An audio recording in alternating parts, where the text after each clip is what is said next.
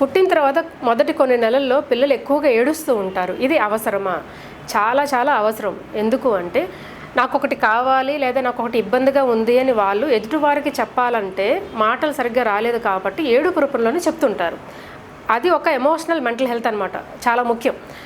అయితే వెంటనే మనం ఆ అవసరాన్ని తీర్చగలిగితే, ఫర్ ఎగ్జాంపుల్ ఆకలేస్తుందని పాలు పట్టడం, నిద్ర వస్తుంటే నిద్రపుచ్చడం లాంటివి చేయిస్తే పిల్లలకి ఎమోషనల్గా సెక్యూరిటీ ఉంది, నాకు నేను సేఫ్గా ఉన్నాను నా తల్లి దగ్గర లేకపోతే నా తండ్రి దగ్గర అనే ఒక భావన ఏర్పడుతుంటుంది. ఇది ఈ సెక్యూర్ అటాచ్మెంట్ అనేది పెద్ద అయిన తర్వాత స్టేబుల్ రిలేషన్షిప్స్ రావాలి అన్నా, ఎమోషన్స్ అనేవి రెగ్యులేషన్ అనేది కరెక్ట్గా ఉండాలి అన్నా సరే ఈ సెక్యూర్ అటాచ్మెంట్ డెవలప్మెంట్ అనేది చాలా ముఖ్యం. కొంతమంది ఇంట్లో కొన్ని అపోహలు ఉంటాయి.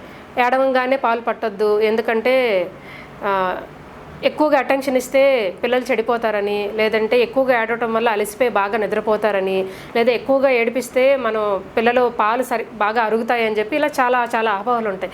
ఇలాంటివి చేయొద్దు. ముఖ్యంగా మొదటి నెలల్లో మనం అటెన్షన్ ఇస్తూ ఉంటే బ్రెయిన్ రీవైరింగ్ జరుగుతూ ఉంటుంది డెవలప్మెంట్లో.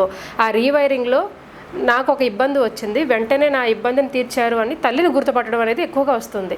మీరు గమనిస్తే రోజులు పెరిగే కొద్దికి ఎత్తుకోగానే ఏడుపు ఆపేస్తారంటే గుర్తుపట్టడం అనేది స్టార్ట్ అయింది, అర్థం చేసుకునే కెపాసిటీ పెరిగింది. తల్లి దగ్గరికి రాగానే లేదా ఉయ్యాల్లో పడుకోబెట్టంగానే వాళ్ళకి క్యూస్ వస్తాయన్నమాట. ఆ క్యూ మరి ఎలా వచ్చింది?